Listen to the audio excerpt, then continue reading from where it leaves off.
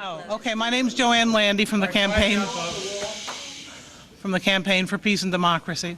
Now, look, I don't think there's anything wrong with trying to convince rank and file members of the Tea Party to become civilized. I don't think there's anything wrong, actually, with having a joint anti-war budget resolution between Kucinich and Ron Paul. But I think having a strategic alliance with these people is wrong for all the reasons that Chris and Glenn gave.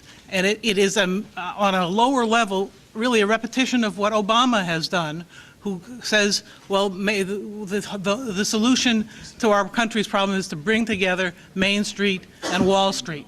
No, we're not for doing that, and we're not for having an alliance with the strategic alliance with people who want to cut Medicare, cut Social Security, crimp unions, and so forth. That's suicide for us, and it's also in terms of any alliances we want to build with black people, immigrants, and so forth.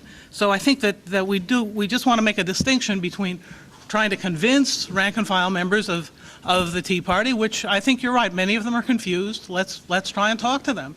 But let's not have a public, deep strategic alliance with them.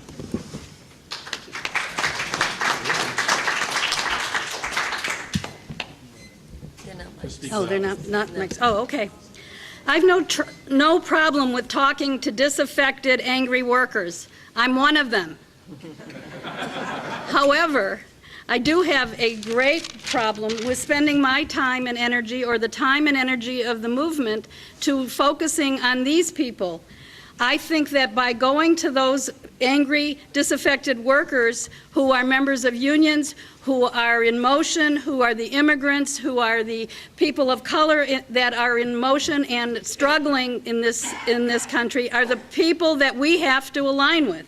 Those are the people that we need to be working together with to build these demonstrations that we're planning, to be able to have these broader, inclusive coalitions in our areas. I think that by doing that and by strengthening our movements and committing each other to working with each other, that will speak more volumes and convince more of these confused people who are drifting to the right, that this is the way they should be going. And that's by building our movement, we will be talking to those people who are salvageable and who are not racist in those groups.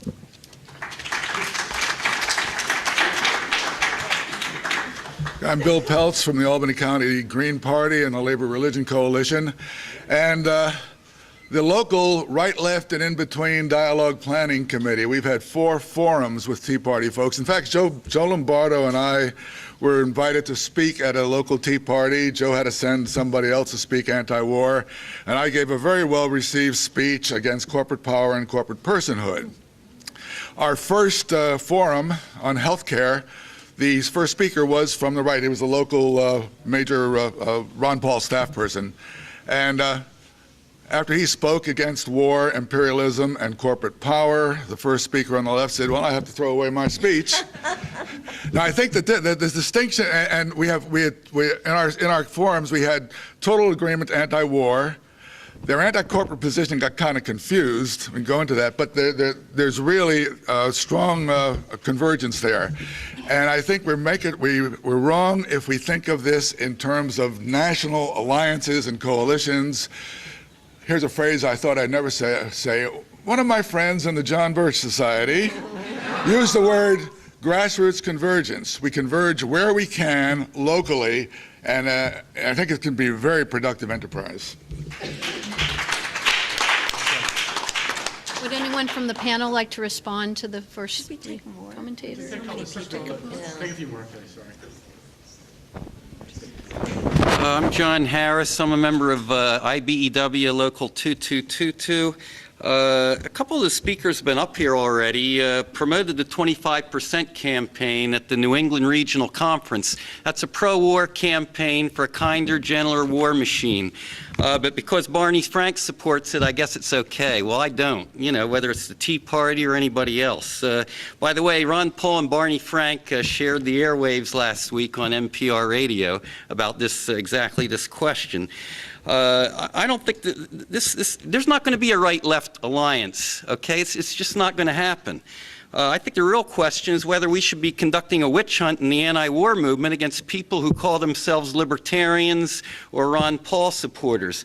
I think this is wrong, and I think these issues have to be sorted out through our normal institutions with discussions and debates.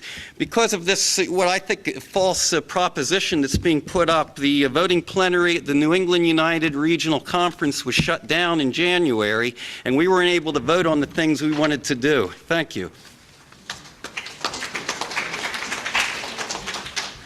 My name is Ira McKinley of Social Change in Mind, and I've helped Sanctuary. Okay, I've helped Sanctuary Media for the Sanctuary film this weekend. I've met John Lewis, who came in here and got spit on by the Tea Party. And what I'm saying to you guys today is that, throughout this conference, I was around and I talked to a couple people around here, or I felt uncomfortable around a couple of people because I think they felt uncomfortable around me. So what I'm saying to you is that maybe we should look at ourselves too and look at, see, how do you feel in front of, somebody who's different from you. You might come here and say, you know what, we're here because we want to have this peace conference and we're dedicated to this. But you guys don't know that I'm in a mission.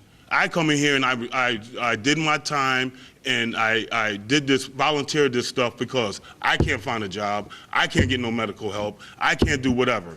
But when I come in here and people see me and they brush off and brush away from me because I'm big, I'm black, hey listen, I can't help that.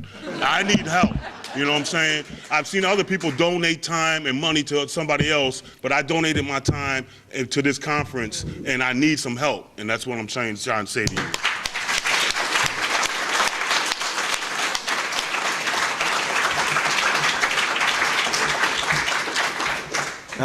I'm Bernie Federley from Single Payer, New York.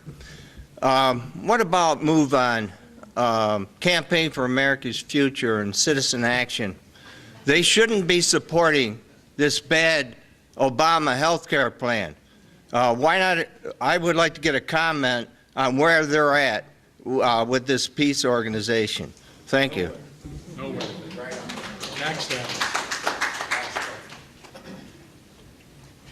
Hi, my name's Cynthia Benjamin. I'm the mother of a twice Iraq-deployed damaged soldier, and I am not about to draw a line in the sand or distance anybody who will listen to me talk bad about war, whether it's Tea Party, Republicans, black, white. Anybody who will bring our troops home is a friend of mine. Yeah.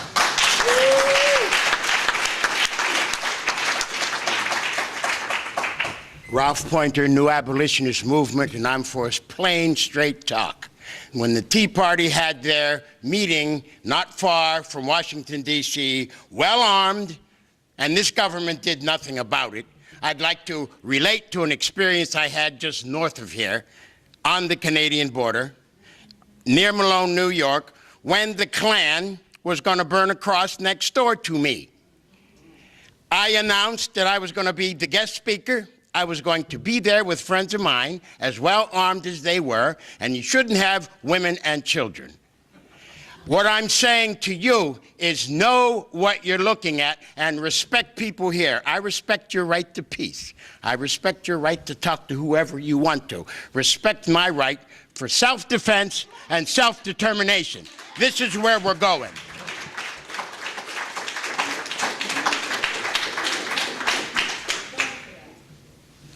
I'm for going into these movements and peeling away people. I do this all the time. I go into anti-abortion rallies and talk to the young anti-abortion kids. I go to military bases and talk to the military. I go into high schools and tell kids not to sign up. But the correct way to peel people away is to challenge them, to divert them, to argue with them, and to tell them where they're wrong, frankly, not to adopt their language and their concepts. But I think we make a mistake in equating the bottom of this right-wing racist movement with the top. This is a movement instigated, supported at the top. Why does the New York Times give a rally of 600 people on the Tea Party way more publicity than the anti-war movement? Is it because we're doing something wrong and essentially not in the interests of the people? No, we are going in opposition to our government. We are absolutely representing the interests of the people. They are not. And they must at the top be opposed, Glenn Beck included.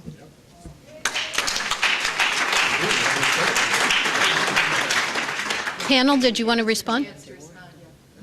Ready? She's going to give us a chance to respond. Come up to the microphone.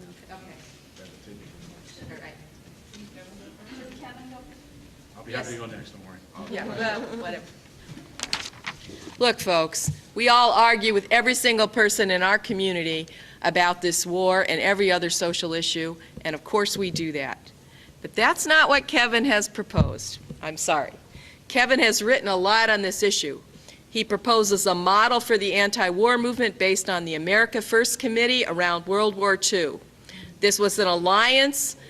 This was the America First Committee, yes. This was an alliance of big business people who felt Britain was a competitor and did not want to give them money to fight fascism, okay?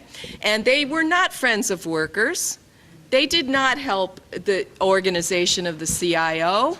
They were deadly opponents of the majority of workers who opposed the war, and they were a deadly threat to them. And as soon as the first shot was fired in the war, they collapsed.